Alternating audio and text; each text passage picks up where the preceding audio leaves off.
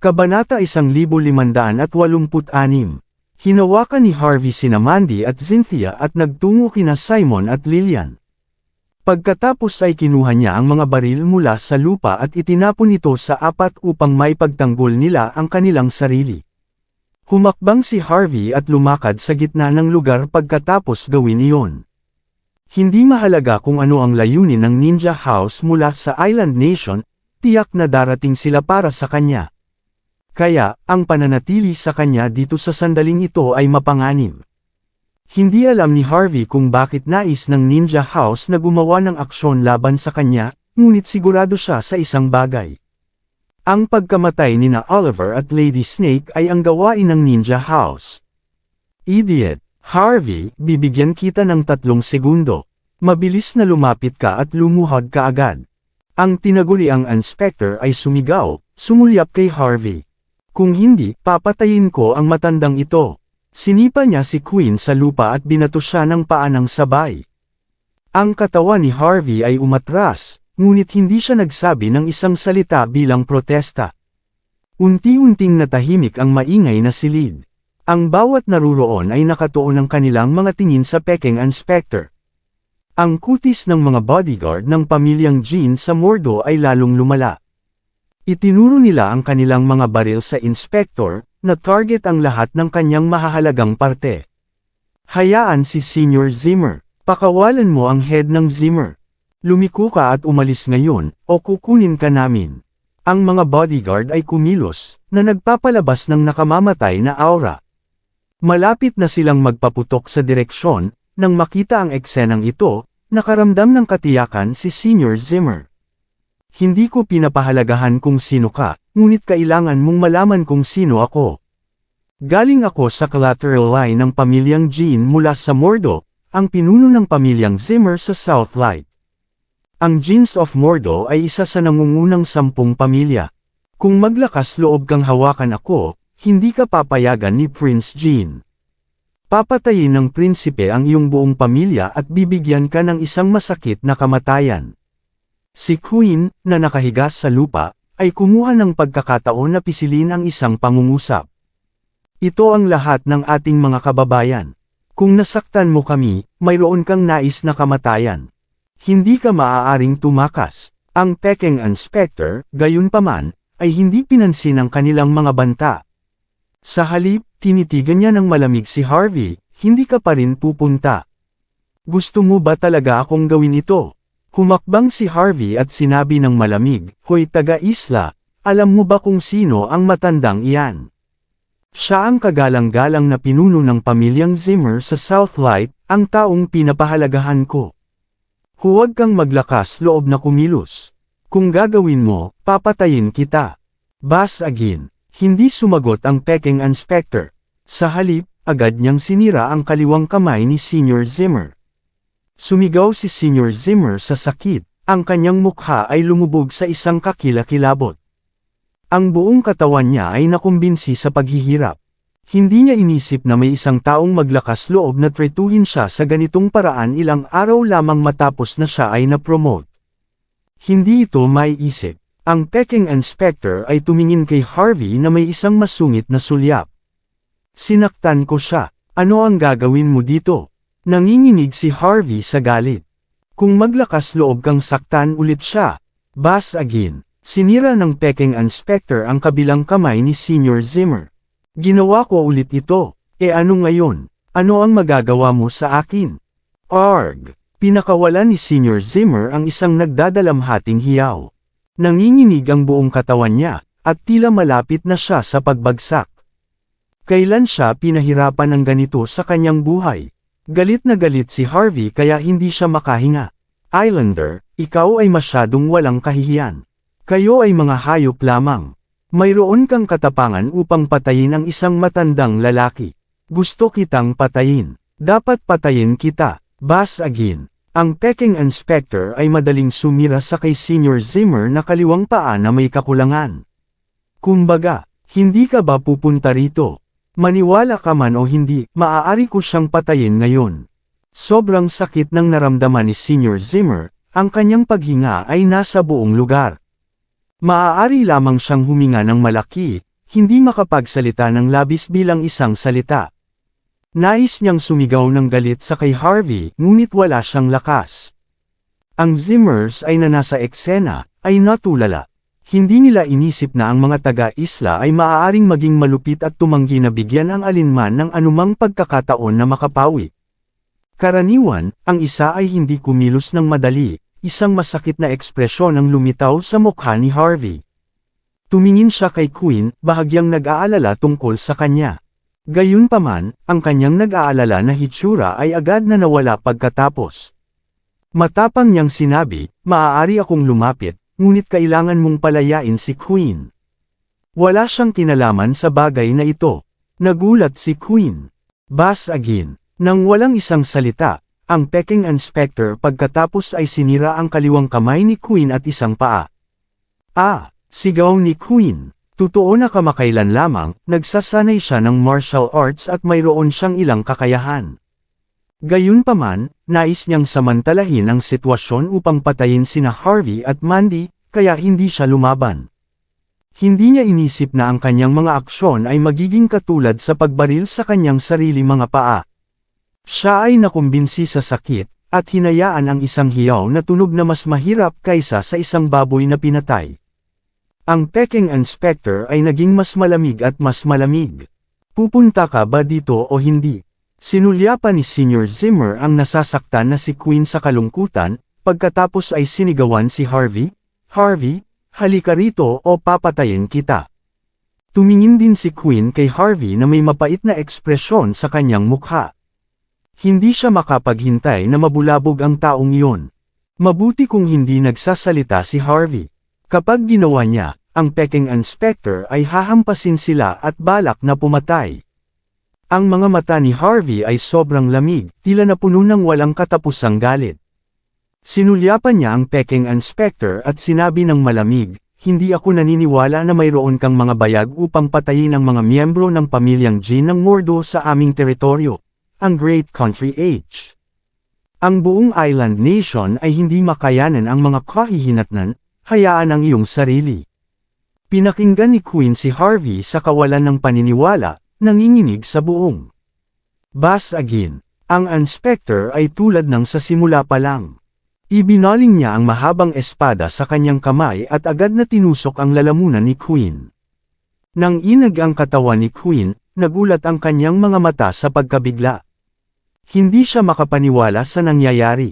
Gumugol siya ng mahaba at napakahirap na oras sa paglilinang ng kanyang mga kasanayan sa ipinagbabawal na lugar ng pamilyang Jin sa Mordo. Sa una, nais niyang ipakita ang kanyang mga kasanayan nang bumalik siya sa South Light.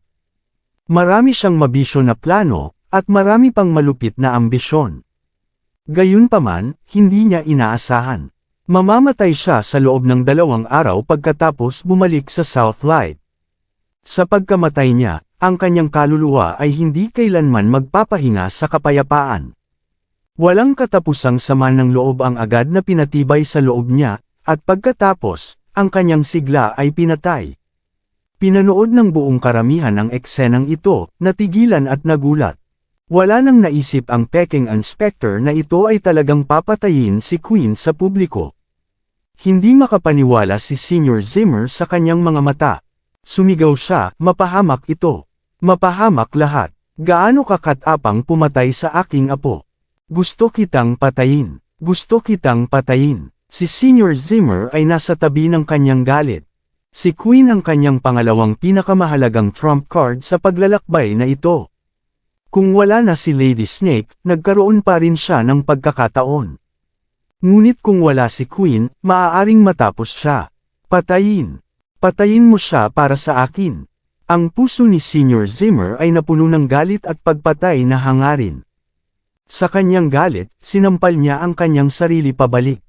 Ang Peking Inspector ang mga mata ay nanatiling malamig na tulad ng dati at habang inilipat niya ang kanyang espada. Arg! Ang ilaw ng kanyang talam ay sumabog, at ang dugo ay bumulusok mula sa lalamunan ni Senior Zimmer, siya ay may isang hindi makapaniwala na ekspresyon sa kanyang mukha. Pangalawa, siya ay gumuhos sa lupa, hindi maaaring magpupumilit si Senior Zimmer, hindi maaaring sumigaw, hindi magalit. Hindi lang siya naniniwala, siya ba? Ay namatay lang siya ng ganyan. Ang kanyang ambisyon ay nawala, at ang pananakop ng kanyang dinastiya ay nawala sa isang sulyap. Maraming salamat sa lahat ng sumusubaybay. Please subscribe and follow my YouTube and Facebook channel, Filipino Novel. Maraming salamat po. Ang natitirang bahagi ng Zimmers, pati na rin ang mga bodyguard na naruroon, ay nagyelo sa pagkabigla.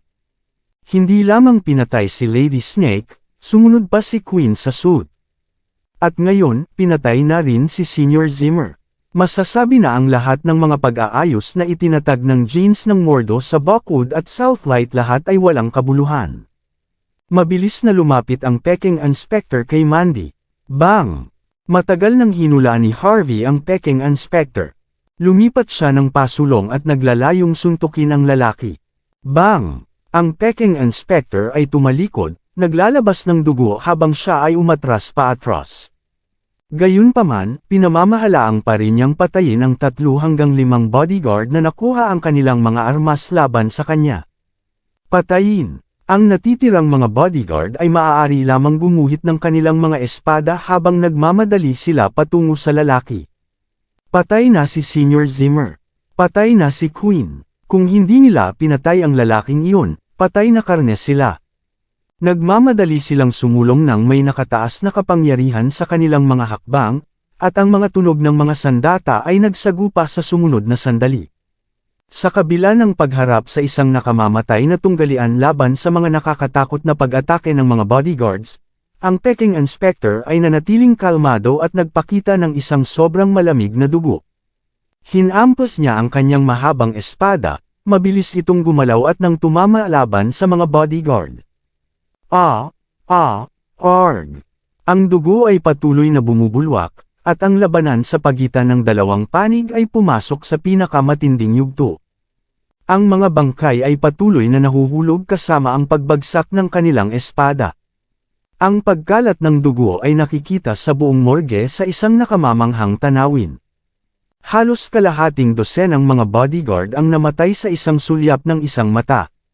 Gayunpaman, nanatili ang Peking Inspector na malamig at nagpatuloy sa kanyang malakas na pag-atake. Hindi siya nagpakita ng mga palatandaan ng paghinto. Ang mabisyo na pagwawalang bahala niya para sa buhay ng tao ay naging nanginginig ang lahat. Gayunpaman, nakakuha siya ng kaunting pinsala, pagkatapos ng lahat, ang puwang para sa dalawang panig upang lumaban ay napakaliit. Ang Peking Inspector na may kawalang galang ay hindi pa nakarating sa puntong iyon. Matapos ang ilang higit pang mga pag-aaway, ang lahat ng mga bodyguard ay nahulog sa lupa, napatay. Ang natitirang bahagi ng Zimmers ay natakot. Sila ay bumagsak at nagkakagulo habang nagmamadali sila, sinusubukan na makatakas. Harvey, gusto kitang patayin. Gusto kong patayin ang buong pamilya mo. Gusto kong patayin kayong lahat. Ang Peking Inspector ay naging agresibo. Gusto lang niyang patayin ang lahat. Ang mga Zimmers na hindi makaiwas ay nahulog sa lupa at sumigaw. Naghintay si Harvey hanggang sa makaalis si Mandy at ang kanyang pamilya sa silid. Pagkatapos ay sinipa ang isang espada sa lupa sa Peking Inspector. Ang kaliwang kamay ng Peking Inspector ay pinutol ng espada. Tiningnan niya ang kaliwang kamay sa kawalan ng paniniwala. Sa susunod na sandali, lumingon siya at umalis ng walang pag-aatubili. Hindi nagmadali si Harvey upang habulin siya. Sa halip, tumawag siya at hiniling kay Ethan na dalhin agad ang kanyang mga tauhan. Pagkatapos nito, lumipat siya at pinagsama sa kadiliman. Sa labas ng Buckwood, isang apoy ang sinindihan sa isang inabandunang manor. Ang isang figure sa isang puting suit ay tumayo sa dilim, mukhang nagagalit. Mayroong higit sa 100 mga tao na sumusunod sa kanya, at ang aura sa bawat isa sa kanila ay napakalakas. Samantala, may kumuha ng telepono upang sagutin ang isang tawag. Pagkatapos ay sinabi niya sa lalaki na nakaputi, "Young Master, ang Panginoon na ipinadala ng Ninja House ay natalo." Ang kanyang kamay ay pinutol ng lalaking iyon. Ano ang gagawin natin ngayon? Ang mukha ng batang master ay nag-flick sa apoy. Siya ay sumagot ng walang pakialam, hayaan ang mga tao mula sa Ninja House na dumating dito. Gusto kong malaman ang buong sitwasyon. Opo, Ginoo. Maya-maya, isang inspector na may basag na braso ang lumitaw mula sa kadiliman. Ang kanyang mukha ay sobrang mapotla. Young Master Ward. Agad siyang lumuhad sa lupa. Nagyelo ang mga mata ni Young Master Ward. Makalipas ang ilang sandali ay tumalikod siya, napansin mo ba ang iyong kinaroroonan nang bumalik ka? Baka sinundan ka. Ang Peking Inspector ay umiling-iling. Huwag kang mag-alala, Young Master Ward.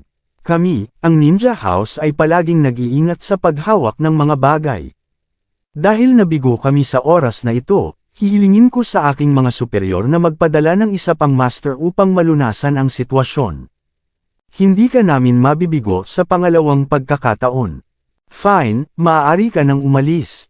Dalhin ang perang ito upang pagalingin ang iyong mga pinsala. Tandaan na huwag hayaang matuklasan ni Harvey York ang iyong pagtatago. Kinuha ng Young Master Ward ang isang bank card at inihagis ito sa lupa. Tumango at yumuko ang Peking Inspector. Pagkatapos ay inabot niya ang bank card. Sa pagkakataong ito, ang mga mata ni Young Master Ward ay kumikinang na may masamang ilaw. Isang baril ang lumitaw sa manggas ng kanyang kamiseta, na agad niyang itinutok laban sa noo ng Peking Inspector. Young Master Ward, bakit? Bang! Nang hindi binigyan ang Peking Inspector ng anumang pagkakataon na magsalita, agad na hinayla ng Young Master Ward ang gatilyo. Ang kanyang mga subordinate ay tila nasanay na sa ganoong eksena. Lahat sila ay walang malasakit. Tiningnan ng Young Master Ward ang sariwang bangkay sa lupa at dumura. Isang islander lang, hindi rin makagawa ng isang maliit na bagay, at siya pa rin ang kumikilos ng lahat. Nararapat ba siya? Tama ka. Ang islander na iyon ay dapat napapatayin. Ang isang tinig na tumunog ay umalangaw-ngaw mula sa malayo sa sandaling ito. Umiling, nagulat at natakot ang batang Master Ward. Automatikong itinaas niya ang baril sa kanyang kamay at sumigaw, "Sino ka? Lumabas ka." Sa kadiliman, lumitaw ang isang figure, ang kanyang mga kamay sa likuran ng kanyang likuran, ang kanyang mukha ay hindi mapagpanggap at walang kabuluhan. Nagbago ang ekspresyon ni Young Master Ward. Harvey. Naglakad si Harvey sa gilid ng apoy at maingat na pinag-aralan si Young Master Ward. Pagkatapos ay sinabi niya ng mahinahon, "Galing ka sa sangay ng Longmen." Namula ang batang Master Ward, ngunit sumagot pa rin siya, "Oo, ako si Wyler mula sa pamilyang Ward. Ang pagpapadala ng isang tao na pumatay sa akin, hindi ka ba sa akin magpapaliwanag?" Madali na nagtanong si Harvey. "Paliwanag." Gumawa ng kilos si Wyler. Matapos kumpirmahin na walang ibang mga tao sa paligid, nagpatuloy siya ng buong pagmamalaki, "Bakit ako dapat? Anong uri ng paliwanag ang ginagawa ng basura tulad ng kailangan mo?" "Harvey, bibigyan kita ng isang pagkakataon. Lumuhad ngayon at humingi ng awa. Ibabalik kita sa sangay sa mordo, at ipinangako kung hindi ka papatayin. Ngunit kung maglakas loob kang lumaban, huwag mo akong sisihin sa pagsira sa iyo ng lubusan bago ko ibalik ikaw." Maraming mga thugs ang nagtipon sa paligid ni Harvey. Kahit na biglang lumitaw si Harvey, hindi nila ito sineryoso. Pagkatapos ng lahat, sila ay mga alagad ng Longmen. Tiwala sila sa kanilang mga kasanayan, napabuntong hininga si Harvey, mahinahon. "Nagtataka ako. Alam mo na sinira ko sina Oliver at Rachel. Bakit mayroon ka pa ring guts upang magmayabang sa harap ko?" Isang subordinate na buong nagmamalaki. "York, sa palagay mo hindi namin alam na sinusubukan mong sugpuin kami gamit ang iyong mga koneksyon sa Master Bauer. Ngunit nagbago ang mga oras. Si Master Bauer ay naipasa ang isang order. Ang sinumang maaaring pumatay sa iyo ay magiging pinuno ng sangay ng Longmen. Kaya, wala na ang iyong backer ngayon. Pumunta sa impyerno." Sinabi ng isa sa mga subordinate na nanunuya. "Sampal." Walang sinabi si Harvey. Sa halip, nagbigay siya ng sampal at ipinadala ang tao na lumilipad. Sa pamamagitan lamang ng isang simpleng sampal, ang tao ay bumagsak sa isang kalapit na lumang pader. Pinalabas niya ang dugo, lahat ng mga buto sa kanyang katawan ay kumalas, ang iba pang mga alagad ng Lungmen, sa una ay handa na ring humakbang laban kay Harvey, ngunit nang inig at likas na bumalik sa isang hakbang, gayunpaman, walang iniwasan si Harvey. Humakbang ulit siya at hinampas ang maraming suntok. Kabanata 1570. Sampal, sampal, sampal. Sa loob lamang ng ilang segundo, isang dosenang subordinate ang lumipad mula sa epekto ng pag-atake ni Harvey. Nahulog sila sa lupa, dumadaloy ang dugo sa kanilang mga bibig. Nasira ang lahat ng kanilang mga buto. Bastard, maglakas loob ka. Nagyayelo ang mukha ni Wyler. Itinuro niya ang isang galit na daliri sa kay Harvey. Alam mo ba kung sino ako? Alam mo ba ang katayuan ng pamilyang Ward sa Mordo? Huwag kang maglakas loob na saktan ako. Pagkatapos ay susubukan ko ito. Ngumisi si Harvey, nagbigay ng isa pang sampal. Agad na lumipad si Wyler. Humakbang si Harvey at hinampas ang kanyang paa at mga buto-buto ni Wyler. Bas again, nasira ang mga buto-buto ni Wyler, at siya ay gamulong sa lupa sa paghihirap. Pagkatapos nito, lumingon si Harvey ng walang malasakit at sinabi, "Bumalik ka at sabihin kay Samuel na bibigyan ko siya ng isang araw upang bigyan ako ng paliwanag. Kung hindi, sisirain ko ang lahat ng Lungmen." Hindi pinatay ni Harvey si Wyler dahil hindi siya nagmamadali. Iyon, ay nais niyang alamin ang totoong mastermind sa likod ng pangyayaring ito. Si Wyler ay mukhang malupit at isang karakter na nakakahiya, ngunit agad na naintindihan ni Harvey sa sandaling nakipaglaban siya kay Wyler. Si Wyler ay isang pawn lang. Ito ay nagkakahalaga ng pagsasaalang-alang kung sino talaga ang nasa likod ng lahat ng mga insidente na ito. Sapat na kung ang ignoranteng pamilyang Ward ay ang nasa likuran ni Wyler, kung gayon hindi naisip ni Harvey na palabasin sila at lutisan ang lahat ng sabay-sabay. Nang bumalik siya sa Morke, ang Buckwood Police Station ay nandoon na sa lugar.